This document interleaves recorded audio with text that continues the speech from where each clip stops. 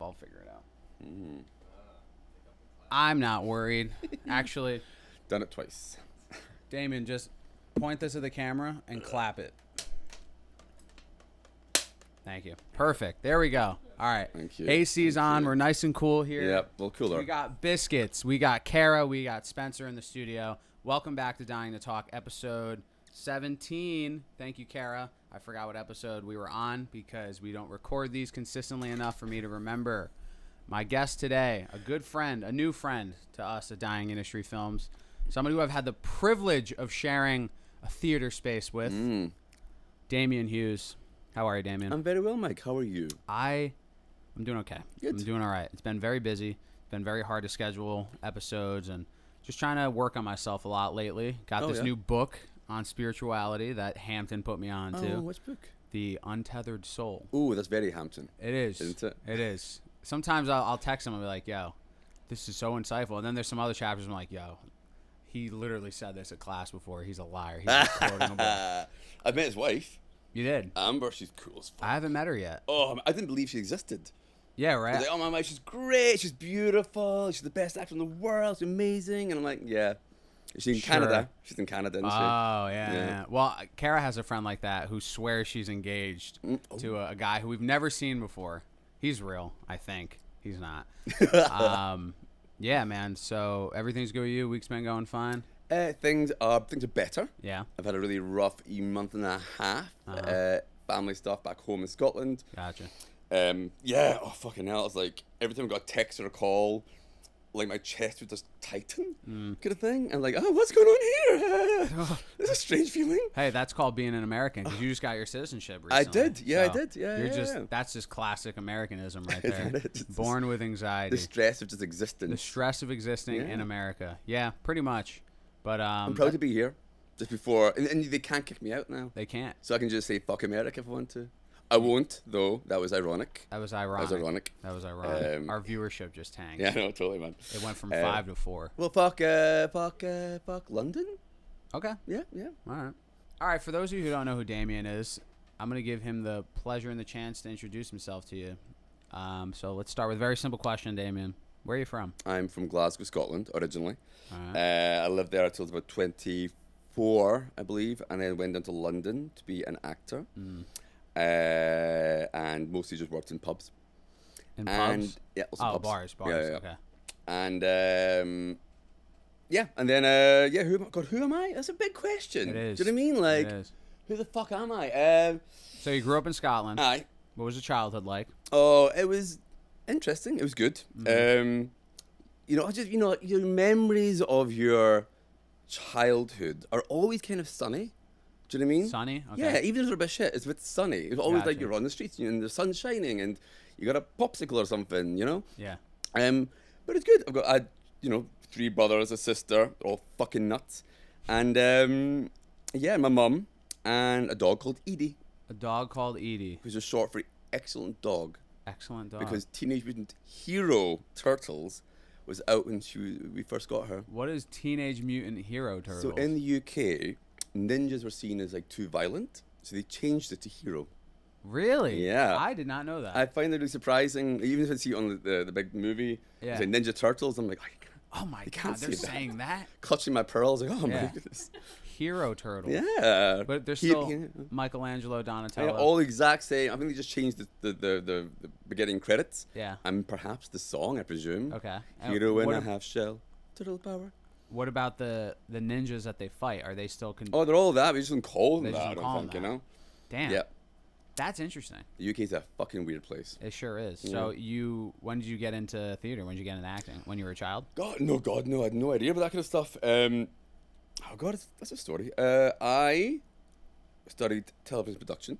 Okay. Yeah. Oh no. First, I went to University of Glasgow, really good university. I dropped out after about 5 months. I'm a university dropout, Me too. and it's great, isn't it? You know. So was Kara. Oh, wow, girl. Yeah. And I took lots of drugs and had lots of sex for a while and loads of alcohol, and then I should try and do something different. Yeah. So I tried TV production. Did 3 years there and kind of enjoyed it. Then got out and it was like, I don't give a fuck. I really just don't give a fuck kind of thing. Gotcha. So did more of the former. And then one day I thought, oh, you know what? I'll do an acting class. Like, if I want to be a director, I should learn how to work with actors. So I go into this one, a Strathclyde Uni night class, and I had to do it 3 times.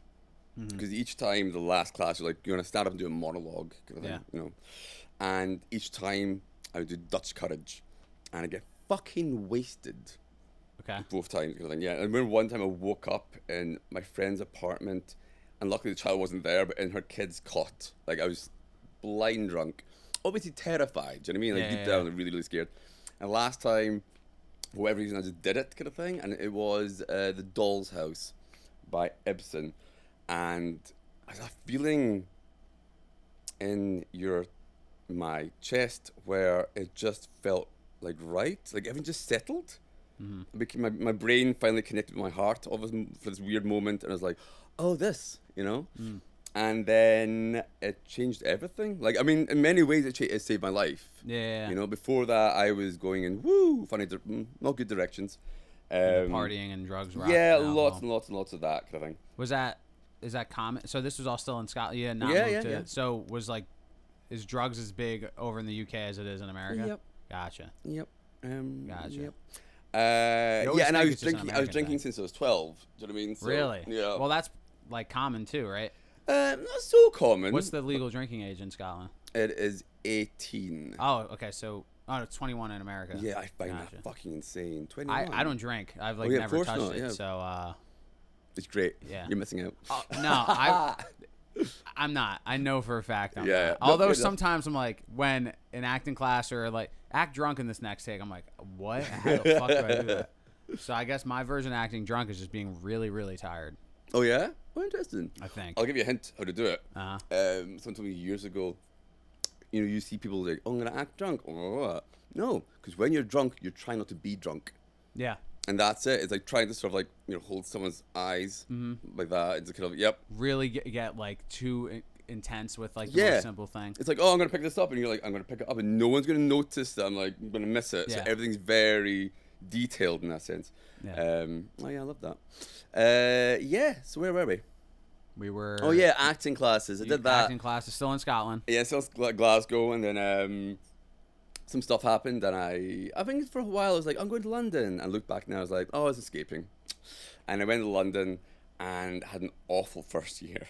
Because I didn't realize it. So I've got ADD and I'm bipolar 2 and other stuff. And I had no idea about any of this kind of shit. Do you know what I mean? Yeah. And so I remember I just went down, you know, my bags, and I texted friends beforehand saying, hey, can I stay on your couch for like a week until I, you know, get my thing? And none of them let me do it when I got You there. had friends out in London? Yeah. Oh, I thought And I they did. totally. Damn, Yeah, dude. I thought I did. Damn. And that was a hard lesson. And how old were you for context of this? 24 maybe. Okay, yeah, so you're yeah. at what my age that I'm at now. Yeah, Got it. but I was a very naive 24, at least with people. I think I am still in some ways. I always just believe the best in people, Okay. you know? That's not a terrible thing. It's not a terrible thing. I wish, like, I know I have friends that are like that. Spencer definitely likes to believe the good in people, as is Kara. I am very much. Any person I meet, I'm like, they're evil. How? I got to figure it out right now. I like that. No, I mean, in that sense, you protect yourself. Yeah. You know what I mean? And the way I do it is very much like, I'm going to miss out on some amazingness of being a human by not giving them the benefit of the doubt. And over the years, I've had to kind of learn to find my middle ground where, like, I'll often take people under my wing. And there's someone recently, actually, who had to drop, and that was rough. And I'm not good at that kind of thing. That kid, fucking hell. Yeah, he's a number. And it felt good, finally, to do that. And going, oh, no, I look after myself and my family, more importantly. Yeah. And actually, you know what? You can look after yourself. Yeah. Do you know what I mean? Yeah. And I don't know if you're what I need in my life. I'm being very, very diplomatic right here right now.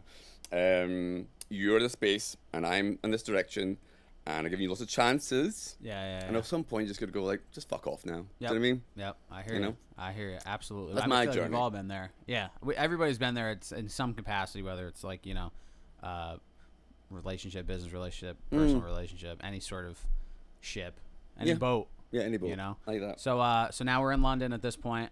Yeah. You're sleeping on nobody's couches. No. My sister, bless her, Letty Hughes, who's actually in a band now called Brenda.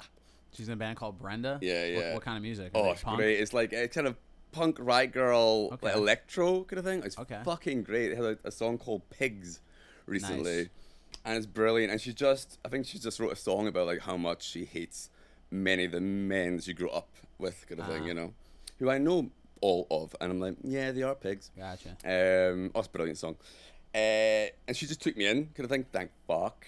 And then This is your biological sister? Aye. Okay. And I was on the couch, and like some sort of tumor. Are you trying to get his attention there? No, okay. No, I did think of a question I wanted to throw in. Just, I'm very curious because I have 3 brothers and 1 sister. So I'm very curious in the. Oh yeah, cool. When that comes up, I thought there was a pause, but Oh, okay. I'll do random pauses and look at you every now and then, right? So she took me in. I was living on a couch, and like some sort of like fungus, I kind of grew in, and suddenly the flatmates moved out, and I took their bed, and then I lived there for a few years and worked in pubs and did acting, and I went to this great school called East 15, where like this masters in acting is a 1-year course, and met some amazing people. And on the first days, the teachers are like, hey, so tell me about who you are. And I'm quite frank often. I'm like, hey, so this happened this age, and this happened this age. And she's like, oh, okay, so we're going to put you in therapy. And that was great. And usually you get like 6 sessions. And then at the end of the year, it's like, I'm still doing this kind of thing. How fucked up do you think I am? Do you know what I mean? Like, they hadn't said stop yet. And I'm like, well, I'm going to just go with it for now. It's like they're milking you at that point with therapy. Oh, it's free for me, remember? It's free. Oh, right. Yeah, it's not like over here. Wait, even therapy is free? Oh, yeah. That's fucking insane. Yeah, it depends how you get it. Depends how you get it. If you're NHS, there's a massive backlog of people because of the mental health fucking societal breakdown right now. Yeah, I know in the UK, mental health crisis is always on the rise because it's always raining and your soccer teams are always losing. So that right there makes you want to blow your brains out. Yeah, I went to therapy as a kid and I hated it. Oh, go on. Yeah, I hated it. What age were you? My mom put me and my brother into it when my dad was sick, so I was in like 5th grade. And then when he died, it was like a little bit of grief counseling, but then like at this point in my life, I was like, all right, I want to I know sounds terrible, kind of want to suppress and forget that I just lost my father. That makes complete sense. I would like to go do something else now. Yeah. Therapist was like, no, we need to like explore this. I'm like, no, like we like really don't have to at all because it's the middle of the summer. I want to go hang out with my friend. I'm figuring out ways to cope with this. My mom was like, you should keep going. 2, 3, 4 years go by, and I'm like, yo, it's so pointless. I don't want to do this anymore. You did 3 or 4 years of therapy. It felt like it. It might have been a little bit shorter. But I know still, it was like years of therapy then. 5th grade or 6th grade into like late middle school, maybe early high school. I think by high school I was done and out. How old were you when your father passed? My father passed away in 2000 and either 2011 or 2012. Oh wow. And I can't actually. Can we look that up? Can we? You can look that up. Just Google my dad's name and then find out. I think 2011. Sorry, Dad. You're not listening. You're dead. Anyway, so. How old does that make you? I was either 12 or 2011. So I was 12. Oof, rough age. Yeah. Yeah, because you're conscious enough to deal with it. My dad died when I was 7. Right. And that affected me. But you're young enough, you just kind of bounce for a while. That's boing, yeah, kind of. You like it doesn't necessarily hit you like. I mean, you were a lot younger. Yeah. So, and if you don't mind me asking, how did your dad pass away? Oh, a car crash. Really? Yeah. Oh, yeah. shit. He worked in the Lockerbie case actually. I think you call it Pan Am over here. Yeah. As a kind of go between Scottish law, which is like based in like Roman law, it's really random, and American law, and that's his job. And then one day, oh god, I found this out very recently actually. Just get emotional and that kind of stuff, but oh well, fuck it, yeah, it's fun now. Well, hey, that's what we're here for, dog. He was not meant to come back that day, but thought he wanted to come back and see his kids and his wife. And, there was a crash. I won't go into gory detail. Yeah. But I found out recently when my mum was over, I'd always thought we were asleep, and then the knock at the door, the police and all the things happened, and she was like, no, you're awake. We were all in the back room, and you're asking about Dad, kind of thing, where is he? And she had that sense right now, like something's not right, and then the knock, and then she was like, staying here. She kind of knew, I think, deep down. Yeah. This is the door. We all stay in there. I think, fucking. She found out, and then she had to come back. Yeah. And say, hey guys, take me to bed now, and put us to sleep. And we're asking, where's Dad? Do you know what I mean? Like, Yeah. And she told me that over a lunch recently when she came over from Scotland, and I was just like, I couldn't move. I couldn't move. I'd never known that at all. And it's funny, we talk about identities these days, but I don't believe in identities, really. I believe in narratives and the stories we tell ourselves, and I think they really deep down define who we are. And my narrative of that time and that grief was kind of shattered all of a sudden, you know?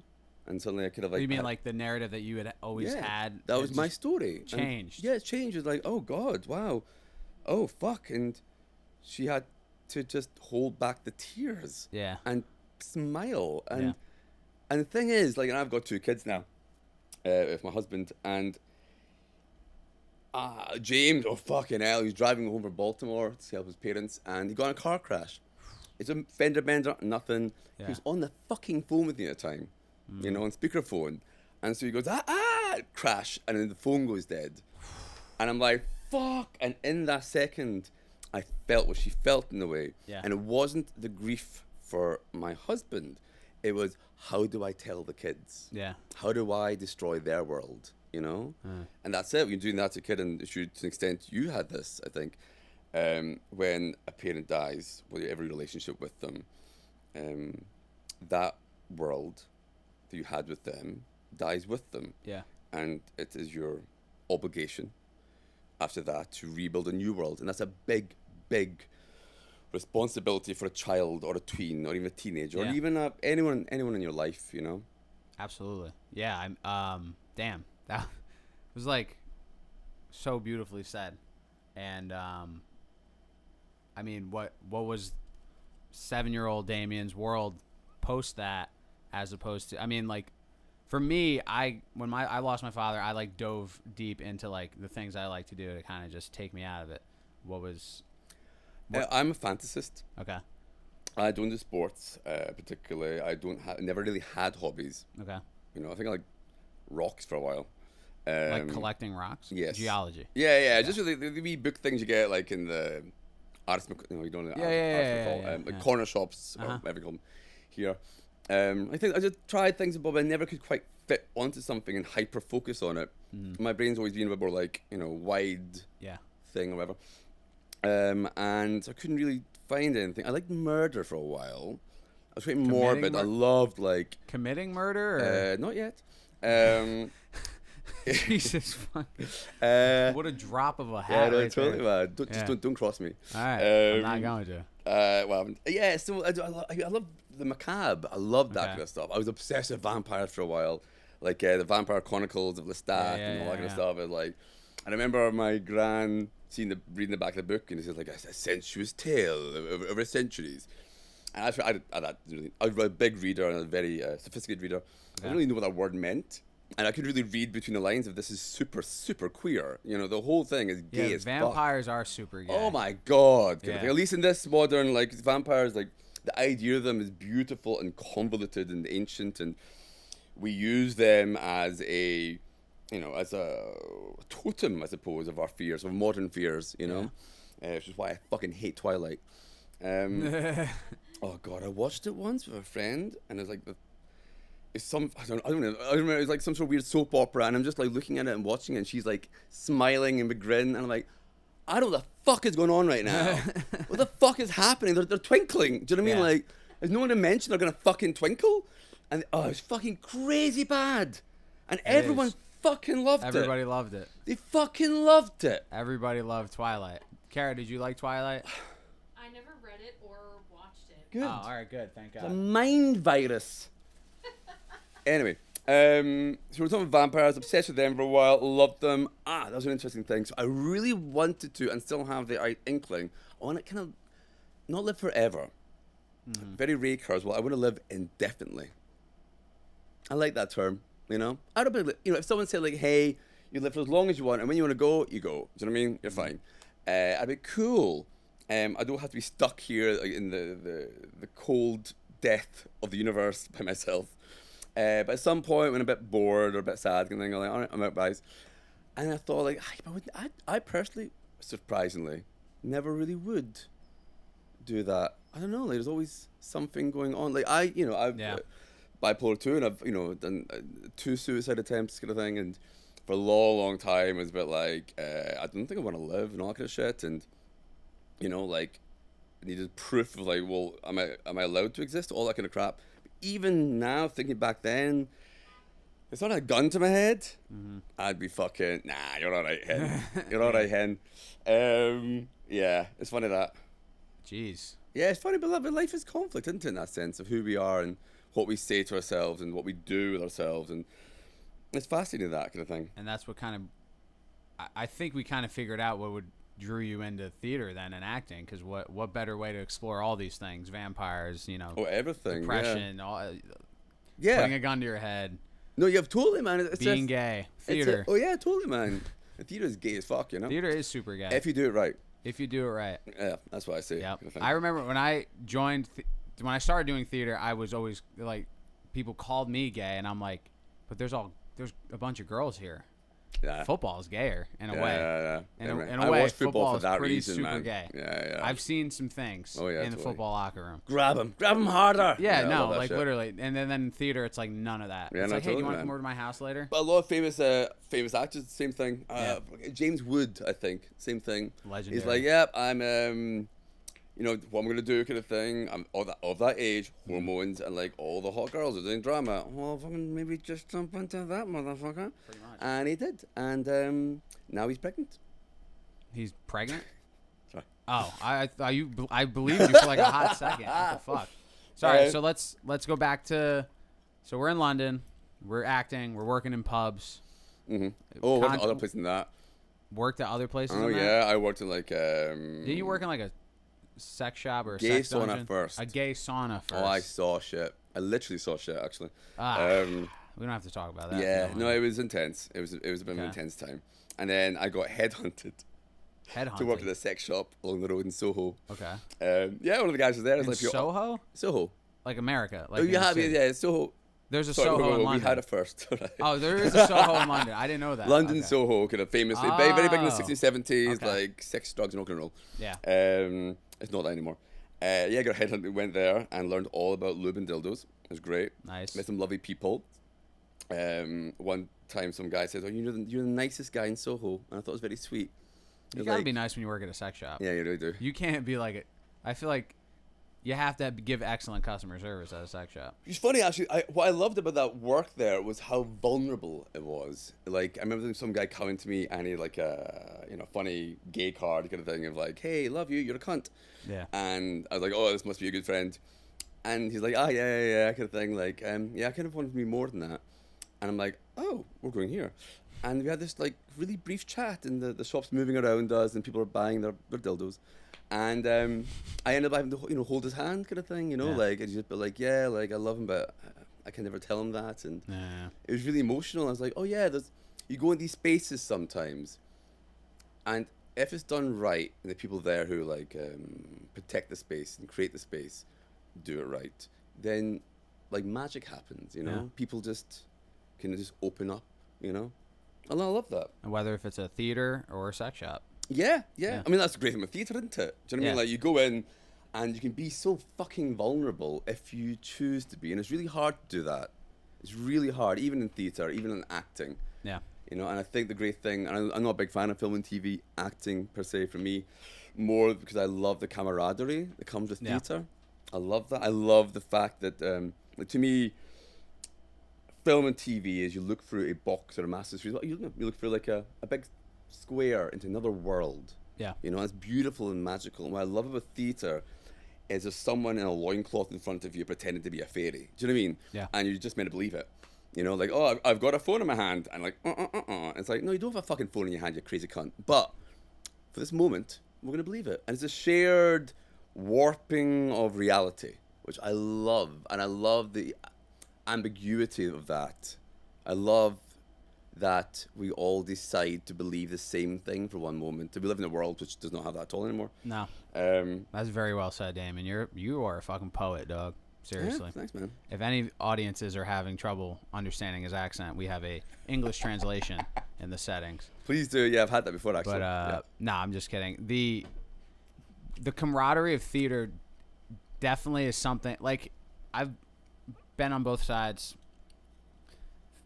Being a part of a film crew or being like in a film as cast, there's camaraderie, but it's like it feels just off. It feels like it is missing something.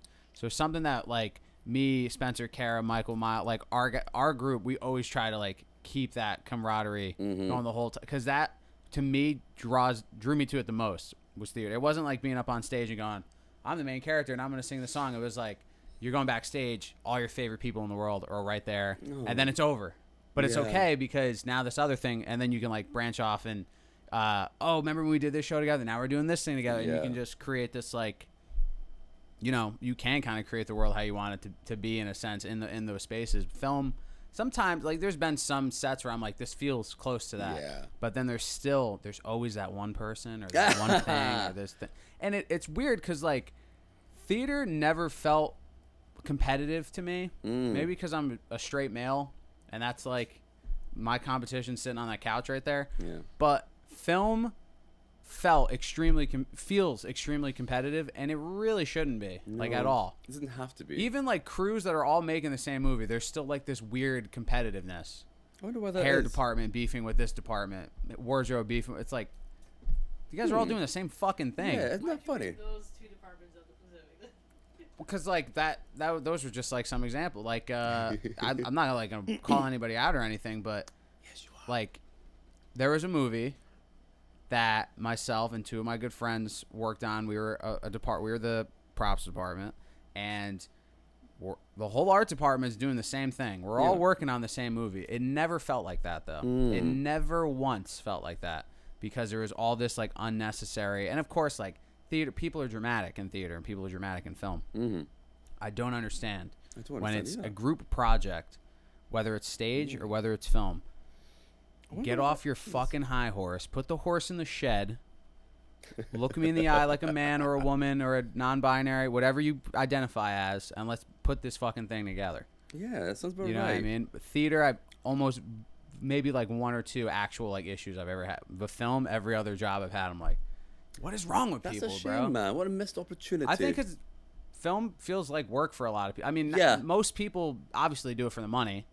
That's just a fact. And most actors I've met on film sets, if you ask them, they 9 times out of 10 prefer to do theater. Yeah, it's more fun. So I'm just doing this for the money. It's just more fun. Yeah, totally. Think about how many Broadway actors we worked with that you like, oh my God, that's that person. I'm like, who the fuck is that? Then you get to talk to them. It's like, oh, this person's way cooler than that celebrity that's in their honey wagon on their fucking phone, dicking off, making $10,000 and then complaining that their belt is too tight and they don't want to take it off. This is very specific now, I think. Fuck that guy. I don't even remember his name. Yeah, bro. I like theater. The thing that scares me with theater is just like, oh shit, I'm in front of people. I got to do this thing. But that just comes back to like focusing and really hyper focusing in on what I'm supposed to be doing. Because what we've been doing recently with the Bonneville Grange, which is where I want to pivot to next, is amazing. I love it. I think it's great that me, Spencer, and you are like, we're just growing this thing so organically. It's amazing. It's fucking amazing. The other day, and I think I sent to you guys, I was walking upstairs with 2 other actors. We're a bit late, and we heard this babble of voices. And I remember just kind of going, my heart just like tingling slightly of like, oh wow. Sorry. It was actually really hard work on our part, you know? Yeah, for sure. We got to send like 4 emails and meet twice. Fucking time. But it's happening. It's happening. It's fucking happening. You know, like, oh, I mean, I love it. Was that always a goal of yours to start a theater tradition? Like, were you trying to do that out in London, or were you just... We know London has its stuff. It has a theater. So you were trying to become a part of one? Yeah, I want community. Okay. And the older I get, the more I need it. Gotcha. I came to New York, and it was the middle of, like, fucking February. When did you move to New York? Freezing, 2019 beginning. 29. Oh, wow. Okay, so not that long ago. Yeah. Gotcha. And my son had just been born, Solomon. And my husband's like, he's going to start a new job. He's out. I have no friends. Oh, so you were already married before... FYI, if you want to move to another country, like, don't go to that country, get married there. Stay in your own country, get married there. Okay. Because they just go like, oh yeah, you're trying to do you fly one on us, aren't you? Yeah. Do you know what I mean? So we did it in London. We were told by like people friends of friends who did what's it called, immigration law, Yeah. and said do it in your own fucking country. Gotcha. Because if you don't, that's like they're gonna keep an eye on you. That Yeah, less yeah, year yeah. it'll be longer. We had loads of help doing it. Like I'm very very lucky. Yeah, I've forgotten the question. No, the question was like, well, because I actually didn't know community. the timeline of when you moved to America and when you got married. I thought you moved to America, then got married and had No, kids. I met James in London. I'd just been dumped by my boyfriend who moved down there, Mac, bless his heart. And I was like, right, I'm going to fuck it out. It's been great fun. And then I met James like a few months after. Like, There you fuck. go. And then, it's interesting how we met. But then we dated and I dumped him a few times. Mm. And then I went to acting school. Then I came back out and I dumped him again. Wow. And What a bitch. Yeah, I know. I told I was a cunt. And then it was interesting. So we got on really, really well. But I had issues with intimacy and with a lot of stuff that had not quite worked through yet, no matter how much therapy you do. Mm-hmm. And like, yeah, fucking hell. I remember one time he was like asking me questions about my history. And I literally started vibrating. Do you know what I mean? Out of fear. And I'm like, what's going on? I didn't fucking know there was anything wrong. Do you know what I mean? Yeah, You know, obviously my body held all the shit, and I was like, ugh. Like someone I care about is like caring about me. And I mean, my journey in that sense, that part of my life, was very much. It wasn't being loved. It was learning. It was learning to be loved. Yeah, Gotcha. it was Wow. learning to be loved. Excuse me, I misspoke. No, you're good. You're good. Yeah, I learned to accept that, and I think a lot of people have that same thing. A lot of us do. It's really hard for someone to come in and go like, "I love you," Yeah. and really, and I mean it. You know, and you'll be like, you haven't seen the shitty swamp in my soul. Exactly, You know what I mean? yeah. And when you do, you're out of there, and I'll know for sure. Yeah. It's just darkness, you know. Yeah, saying that to somebody does kind of like it's like unlocking the next level of like, yeah, now you get all this, but you get all the Yeah, evil stuff yeah, too. yeah. Are you ready for this shit? You get all my evil things. That's it. Yeah, We're so- never that evil, really. No, you know. no. There's always Unless you're a somebody murderer. worse. There's always somebody worse. Even no, if you are a totally, murderer, man. there's a worse murderer. There's not one. There is not one. There is no such thing as universally like voted the one. Maybe like Attila the Hun or like Vlad the Impaler, but they Attila the aren't. cunt. They ain't considered murderers technically because they were like crusader. Yeah, I don't fucking know. Yeah, I'm not a I know what you history mean. person. I know what you mean. Like, Anyway. it's always a fool's errand when we try and like, Yeah. oh, you're more privileged or you're worse than them. It's like, it's yeah. all each their own kind of thing. Yeah. Do you know what I mean? Like, everyone's a bit shit and everyone's a bit great. You know. Exactly. So back to the. Compare Hitler to a bunch. No. We're gonna- Oh yeah, I guess. What's that? I What's guess. that? Go for it. Go for it. I guess I forgot about him. Anyway, Yeah. moving on. I had dumped him again, and then my auntie Marie Claire passed away in Glasgow. She had a fucking hard life, for a cunt husband kind of thing, who I'm pretty sure was a fascist during like Spanish times, whatever, like in the Spanish Civil War times, and we went up to the funeral, and it was lovely, and my cousin Juan Ignacio was there. He's the second out of 4 of them, and he's just on it, you know, like he dignified, graceful with everyone. You know, people come up to cry and he holds their hand. It's wonderful to watch. You know, Yeah. he's like a tent pole holding the entire thing up. And then we go to the graveyard, you know, Catholics and that kind of thing. You know, we're there a lot, and we, me and my sister, just a slight segue. Like we always laugh at funerals, kind of thing. Me too. So I think at one point, me and my sister like are jumping over the grave, and like giggling, kind of thing. And our auntie's like, no, don't do that. We just get a bit. Trust me, that is not the word. Like, that's nothing, bro. I'm the same way. I laugh at funerals. I did this funny thing. My grandfather passed away. So my grandfather, my mother's father, and my father are buried next to each other. So when we got to the grave for the funeral, I was like, oh shit. And Kara was like, what? I was like, my dad's here. And she was like, what? Oh yeah. Because he's just like he's just a stone right there. Yeah, there you Dude, go. I feel like if there's an afterlife and when I die, he's gonna have a lot that he'd like to say to me, and I'm like, hey man, you know, my bad. As a father, man, he will just tell you he loves you so much. I That's hope. it. I don't know. I hope Literally so. it. Anyway, let's I not promise dive you into that. my lore. Let's keep well. with Damien's lore. No, yeah. So at the funeral, laughing, blah blah blah, and then he's on it, brilliant, and then it comes to the coffin being lowered, Yeah. and he breaks. And it's funny, we're all in this kind of like semicircle around him, weirdly. I don't know how that happened. And he just bursts. And it's something about seeing a man cry particularly. I think we're not in our society used to, which is a real shame. And as someone who's been in control of the whole thing, just bursting, and it made people uncomfortable, I could tell. Yeah. And through the crowd, his wife runs through, and she just puts her hand on his shoulder, and that's it. And in that moment, I saw what she was saying. She's just saying, I'm here for you. Yeah. And that was all, as simple as that, I'm here for you. And in that moment, I remember fucking thinking, shit, I had that, and I kept on giving it up. And within like a month kind of thing, like I was down like, hey. And he was very into me, so he took me in. Yeah. And that was it. Like, I adore him very much. We decided to have 2 kids for some fucking reason. Hopefully they're not listening to this. One day they will be. Yeah, God willing. Yeah. I mean, God, there's so many times my life has been saved by other people. You know, and I think that they thinking literally today I was like, oh wow, like I thought sometimes like, oh, my children, they've saved my life, and I'm thinking, no, they're saving my life every day, like every day kind of thing. I look at them and go like, fucking wow, look at you. Yeah. They're just amazing and complex and like wonderful, and they're changing every day and every second, every moment. And I saw a picture of my son maybe like 2 years ago, and he's a wee chunk kind of thing, you know, and I'm like, oh, where's he now? You know, and I'll see my son, and like he just huddles himself into me sometimes. We just like sit there for like 5 minutes hugging, and he talks to me about Pokemon. And not a fan, huh?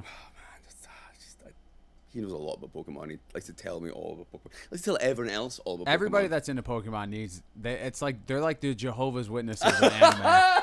They need to recruit more people. Knock knock. Yeah, literally. Have you heard about Pokemon? You can't. When I go to the skate park, and I'm gonna out all my friends, bro. All the homies of the skate park, Marco, Bobby, Darius, Isaiah, like all those heads. It was just Pokemon.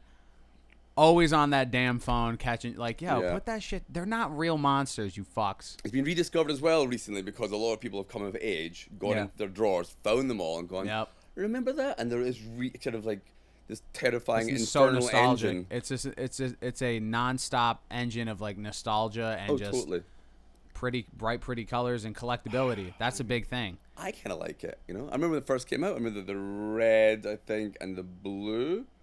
And then a wee special yellow one every now and then. Yeah. I remember it was a wee sort of Game Boy game, the wee grey brick. Yep. And I loved it. I thought that game was great. And then he started doing all the stuff, and I'm like, just keep it a game, you know? Yeah. And that's just me. You got too carried away. I'm a purist. What can I say? Purist. Where were we? So you moved to America. You were still pursuing acting? I did for the first year. Any luck?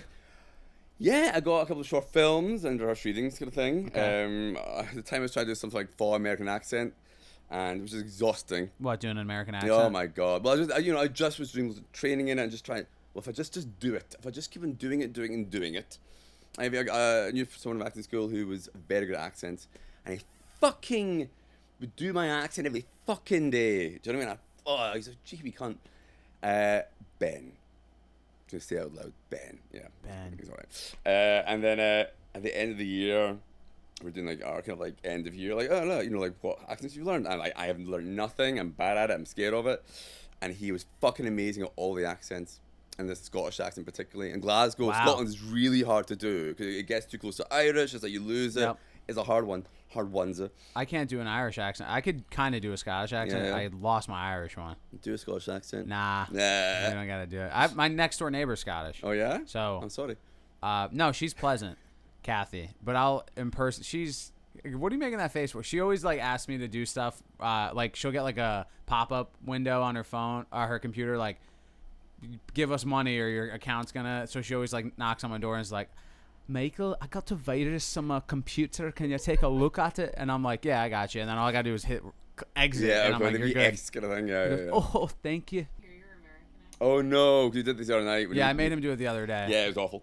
But I had to do it on stage. And at some point, I used to worry about this stuff, and I was like, oh, who gives a fuck? I'm not American. Everyone fucking knows I'm not American. Like, I'll just fucking do it. And it actually wasn't terrible. Do you know what I mean? The line that I really helped with, it's the first line. What was it? I'd like to use my credit card, please. Should we split the check? What was it? I can't do it without laughing. What was it? Your Honor, this is a frivolous lawsuit. There you go. It wasn't terrible, was it? Wasn't it that terrible? Oh, you just nodded your head, Cara. Is it that terrible? No, Kara can't do accents. I can't. She Okay, can't. at least she's honest about it. But yeah, that was my American accent, and Nice. it's now recorded. Yep. I'll never listen to this podcast now. Nah, it's all right. We could edit it out if you really want to. Just beep it. So you were on you were doing some plays out in Yeah, down no. in New York. So I went to Manhattan and we're in Brooklyn, and did auditioned for stuff. Was doing good little classes, and then I actually got some short films, and then I got kind of off Broadway kind of thing. I was like, fucking hey, brilliant, Nice. And then the fucking pandemic happened. Literally, New York shut down the day before the first rehearsal, and I was like, oh well, that didn't happen. And then what's happening? What are you here? doing? What's happening? Who's trying to take Oh his my food out? Lord. Just do it. Let's do it. There's some biscuits here. So the pandemic What? happened. You don't want my biscuits? Yeah, he brought Oh, McVitie's. Oh, that's good. Melted that one. Yeah, because Really oh fucking great, awesome. it's melting on my couch. Yeah, no. Thanks. Well, you'll never forget me. Yeah. Here you go, lad. It's really tasty. Let's do that differently then. Or eat it, Or, Mm, no, yeah, have it no, melt. no, you don't have want it that. melt on your phone's camera. That's It's better. fine. I like kids. All right. Was it ASMR or something? That kind of. Yeah. He likes watching ASMR Fucking, videos. oh, it Fucking makes me weirdo. sick. It makes me sick. What are you into? Not, What are you into, you sick fuck? You want to know this now? I mostly watch like videos that aren't ASMR. They're like Porn. someone, like Bob Ross. or He glossed right over that. Yeah, like painting. David, there's this guy who does like woodblock, Japanese woodblock. Oh. That is so relaxing. Oh, I like wow. watching restoration videos. Oh, cool. That's another huge one. Oh my But God. is that ASMR or just is that Yeah, like chillcore? It's unintentional ASMR. Oh, I see. I think so. It's just it's gonna be good to get inside. I like to watch videos of tortoises eating fruit. I think that's the funniest thing ever. And So the But yeah, pandemic happened. Pandemic fucking happened. We were lucky enough to have a friend who had a summer home in Michigan, Oh. and I'd met her once, and she knew James from the years back. We met her once in New York, and then she called up like, "Hey, the world's going to shit. Do you want to come with us? With my family, we have a Oh, lot of that's fucking space." sick. And we're like, "Oh, I don't really know." And then, oh God, what are you guys wearing there? The sirens happened, and that was freaky. What, in New York City? Yeah, people still, I think we forget.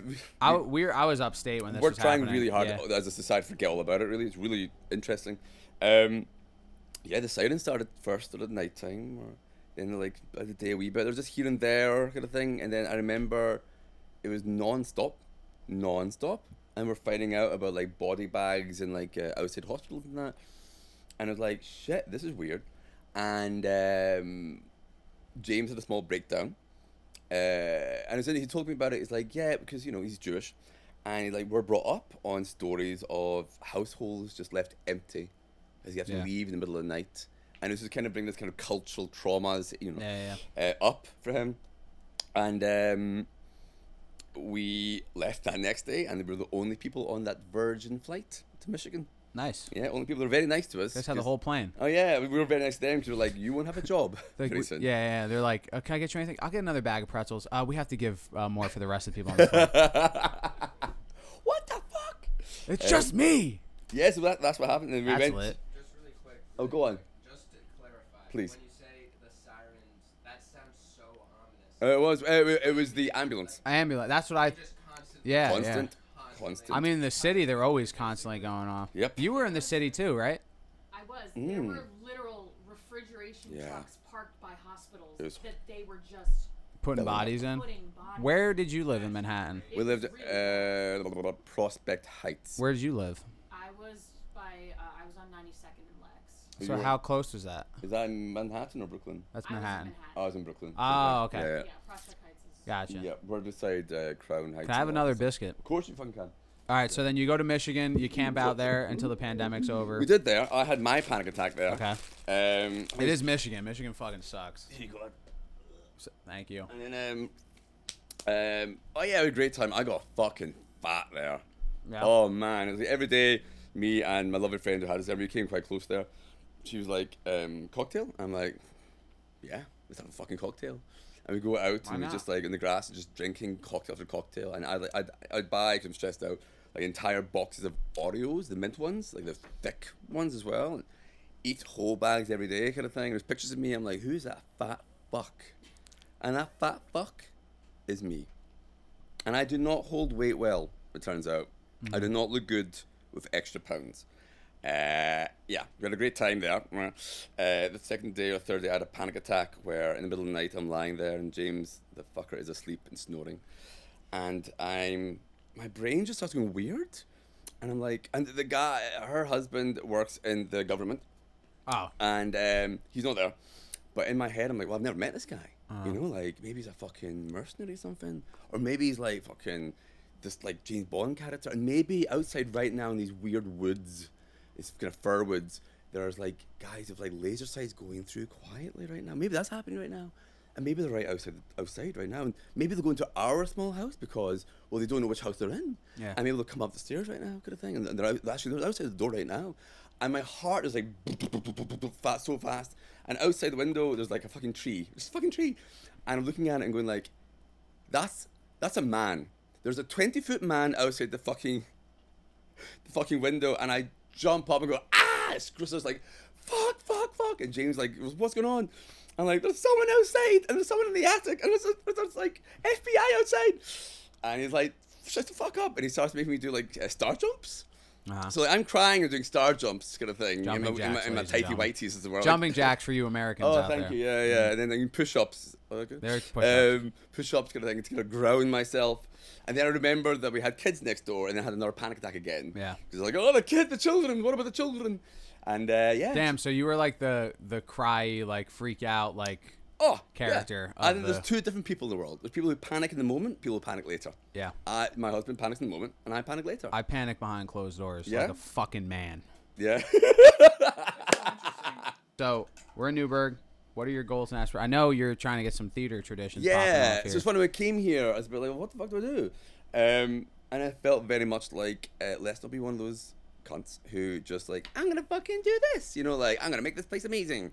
And I thought, what, you know, should we maybe like listen first, kind of thing, and ask, get to know people first. That was hard. That was quite hard actually, because I didn't know anyone, and like, where did you fucking start? And then I met some lovely people over time, and then it was just getting out there into the community. And it's to anyone who moves to a new place, it's like, it's not going to come to you, the community. No. You have to get out there and do it and be the weirdo and be the kind of like, oh, hi guys, it's me. Yeah. Which I do very naturally. Yeah. And so doing that, and then over time, I mean, when I met you guys was around the time it started kind of the knee of the curve, as it were. And I was to meet people who had a similar ilk, desire, I'm not sure the word for it. Dreams? I don't know. Yeah, and people let me sit and drink and have a chat. You wouldn't drink, you'd sip your water like a pussy. Sometimes I get a Shirley Temple. Huh? Sometimes I'll get a Shirley Temple. Classy cunt. Yeah. Oh god, I hope you'd have to beep this because I swear a lot. No, we don't. We curse. Oh good, yeah. I've been cursing all this whole time. I didn't notice. Yeah. And yet some people do and have a problem with it. So go tuck yourself in. See, I didn't curse. Oh wow, well done. Well, sorry. Yeah, so we met there, like, and we met Hampton's class kind of thing, and he's fucking brilliant. And there's some lovely people there, and then I'd had thoughts and that kind of stuff, and I spent my life getting in my way, you know? Yeah. Like, hey, I want to do this, and best you want to do it, and then crushing myself or sabotaging myself mostly. And in the last year or so, I turned 40 last year, it felt like closing doors, you know, weirdly. And I don't believe in the whole kind of number shit. It's like you have 5, 10, you know, fingers, and you count that way, and so zero special. No, it's fucking not. It's a 4-0. Do you know what I mean? But weirdly, it was. And I felt the need to close doors on old ways and old habits and old desires. And I started doing that. And then I did this I met you guys already, and then earlier this year, and I'll tell anyone should do this. I'm so proud of myself for doing this one, actually. I went to a wee, tiny, cheap Airbnb in the middle of nowhere, Accord or something, or Accord. And okay. I brought like some books that I always want to read because I got kids. It's hard to get a chance to read, and I brought some notepaper, some nice notepaper, and a nice pen, and a list. Yeah. And a list of all the people that I had wronged, and all the people who had wronged me. I was like, right, I'm gonna just start this because these people are in my head all the time. The guilt, the shame, the anger, the fury. And it's just there, and I need to just out demons, And the first day I didn't fucking do it. And then the second day I was like, right, well I better fucking do it now. And I was watching the blue-eyed samurai kind of thing. Great, I loved it. And it's funny, and all the art I was reading and listening to podcasts, they were all kind of touching on things of like fighting your demon. That episode was the one where she goes into the giant house, and she's also kind of like dealing with who she is as a person. Yeah. And I was like, whoa, what's going on in the universe? Like just saying like, fucking do it. And I started writing down a few people, And I was like, hey, I'm sorry I did this to you, and this is why, and I'm sorry, and I might never see it. Some of them are dead, so And there's a biggie, and I won't go too much into it, kind of thing, too much. But there was someone from a very long time ago who did some terrible things to me, and they're dead now. So I never get to have that out. And But sometimes just putting it out onto the paper is that's what it's now left, and it's now in the physical world. It's out, and you look at pen on paper, and that's doesn't super look so big. important. Yeah, exactly. Once you read it back, like I will never read it back. I don't think. You didn't read like. But just seeing it, I think, just seeing it in pen and paper, like, oh, all that stuff, those voices, all that was it's just there. It was like fucking 9 pages kind of thing. And before I did it, I remember like, okay, the biggie, I'm gonna just do this one now because I was running out of time. And I'm like, gotta check out at 4:00. I gotta get out. Oh yeah, well no, it was quad. It was like 10 at night, and I did shit. I need to go for shit. So I went back and I was like, no, I don't need a shit. No, I don't, actually. My body's just trying to get me away from this. And I stood and stared from like 20 feet at this piece of paper like it was a fucking tiger. And I was like, why can't I move? I just can't move. And we're almost staggering over. And I sat my fucking ass down and I held the pen. And then another 5 minutes just staring at it and the pen and the paper. And couldn't do it, and then I just started writing, and it was dear whoever he is, and I miss you. I really miss you, and I really hate you, and that's when it just started. And I think that's the thing often with grief of any sort, is the complexity of humans. Like, we're complex. You can love someone and despise them at the same time. And I find that beautiful and scary, And I did that, and I wrote and cried and hallucinated at one point, which is strange, and spoke to him. And at the end, I could have said, like, this is not the end of this conversation, but it's beginning, and I feel good. And I went to bed and did not dream that night. I remember really waking up going, I didn't dream. And then drove home and lived my life. And it was the strangest feeling. It was like, for so long, since like 12 years old, I'd just been carrying this rucksack of boulders, just there the whole time, and I'd just taken them off for a moment, and suddenly everything came easy. Yeah. I got an acting job all of a sudden. Wasn't even fucking looking. I applied for Orange County Arts Funding to start a theatre company in Newburgh. I fucking got it, like fucking crazy. All this shit was just going well. Like, I felt happier in my relationships. I felt stronger. I was able to say no to things which I could never have said before. Yeah. I could sit with anger now. I could tell people, like my brother at some point, failed me once again. And I told him that. I was like, hey, you are letting me down and I deserve more, which I'd never believed before. I realized now. And my life is still a human life, and has its ups and downs and that, but yeah, I swear to anyone, like, find a way of getting it out, because when it's in there, it's just, it echoes. And you don't know how many voices there are, and you don't know how much is real and how much is not. And it's too complex to hold in your brain, you know? And that's the power of art, in a way. It's the power of theatre and music and wrestling, even. You know what I mean? Like, you take what's inside and you get it the fuck out, and it makes the world more beautiful. It makes the world, and I realized this about myself.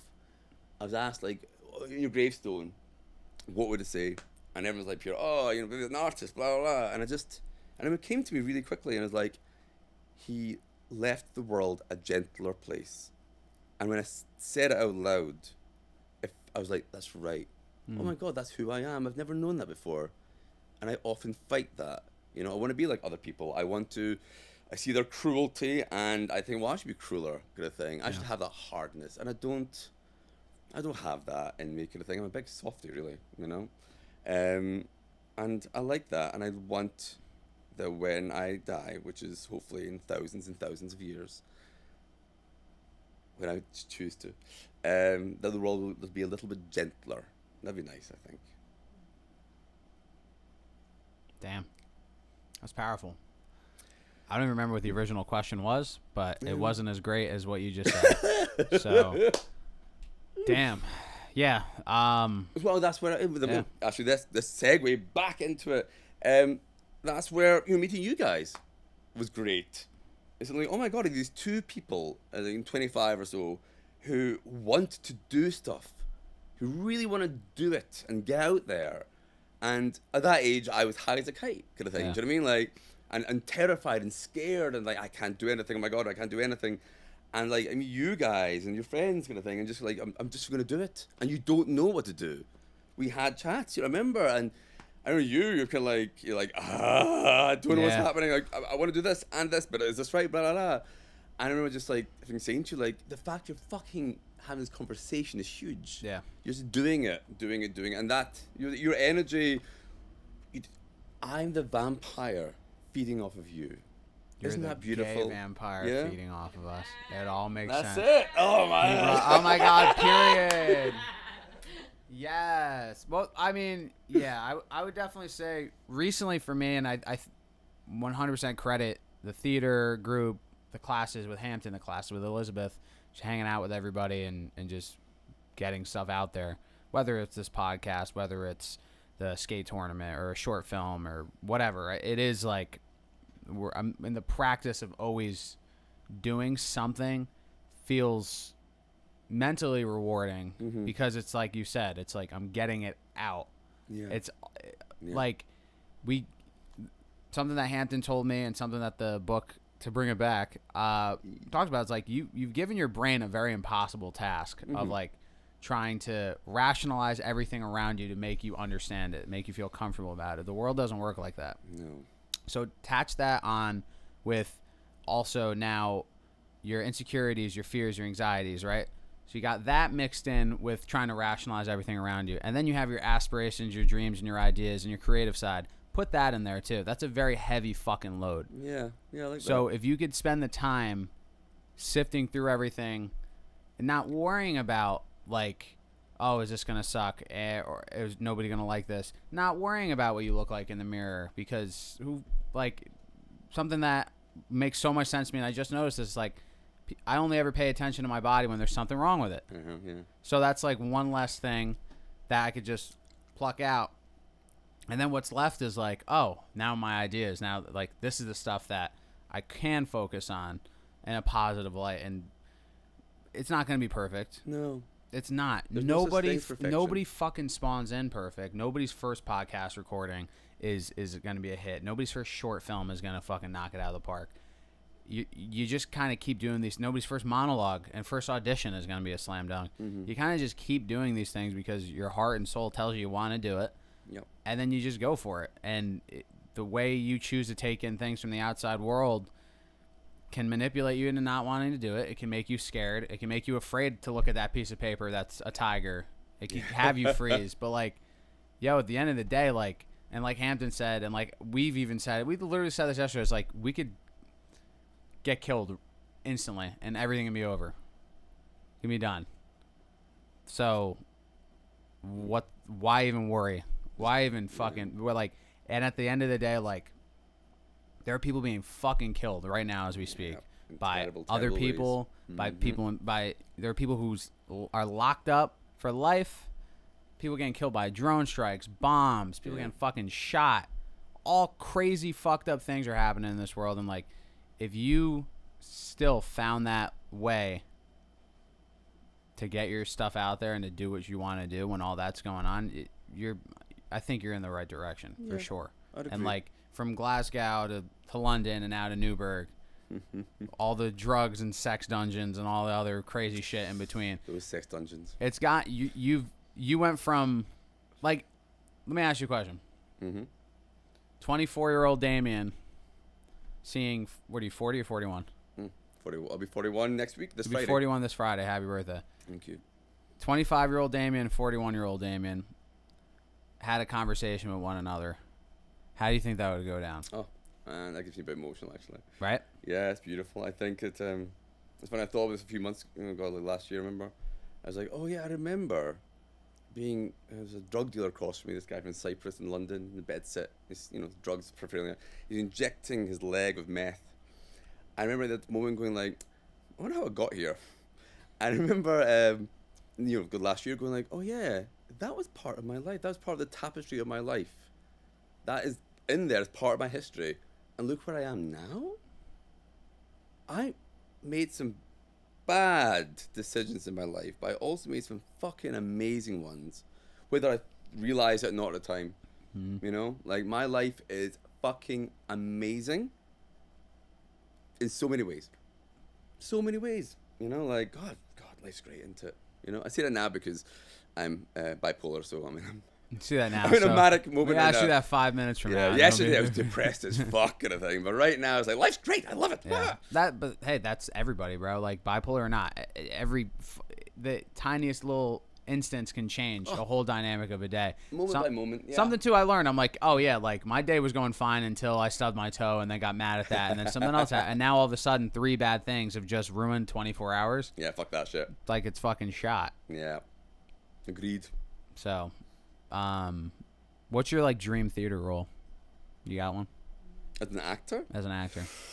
Any show, any role. Oh God. Any stage. Any stage. Oh fucking hell. Oh, National Theatre in the UK. Okay. In London. And I'm not an acting part of my life right now. Nah. I enjoy it kind of thing, but I'm more in the kind of director mode right now, producer particularly. All right, then let me rephrase the question. I'd love to produce my own work. Okay. I would love to do my own work. I would to act in it kind of thing. Nice. I've only, I performed one short play with myself in it, and that was a lot. But it was also beautiful and terrifying and brave, All right, well, let me know when the tickets go on sale for that. Yeah, well, that was in the past, but the one I make in the future, yeah. Damien 2. Hell yeah. Yeah. Good? How are we doing on time here? Yeah, I think we're pretty good to close this out, Damien. It's been a pleasure, seriously, dude.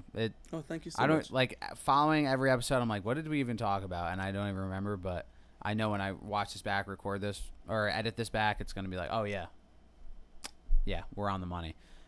Best of luck with everything. I look forward to seeing what our acting group, the theater company, whatever you want to call it, does, and just watch fucking the space. Just do some shit and just make life as fun as possible. I learned that the other day by myself. I just want to have fun doing what I love. That's it. Fuck money. Fuck fancy clothes. Fancy cars. That shit's stupid. Just have a good fucking time. Things will work out. Yeah, I like that. Boom. Anything else, Damien? No words of wisdom from me, but it's a pleasure to be here. Thank you so much. It's funny you talk about you forget what you've spoken about, but that's the most human thing. Yeah. And I think what you're doing with this podcast even is you are recording like humanity in a sense. You're recording the human connection, Well done, you guys. Thank you. Yeah. We're not special or unique. Shut but the in a fuck way. up. In a way, yeah. In a way. All right. Well, on that note, thank you everybody that tuned in for the episode.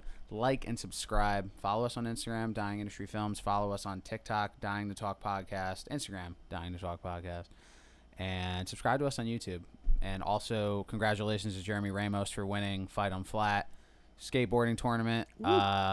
If you're listening, I will give you your trophy back. I had to put your name on it, and the pieces I hot glued kept falling off, so it's getting a little ridiculous. But stay tuned. We got some new things coming your way to the people out there. And everybody that listened, thank you for supporting us.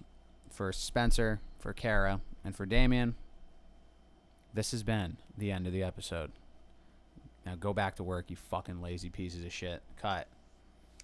Nice. Lovely. He wonders why we don't have that baby.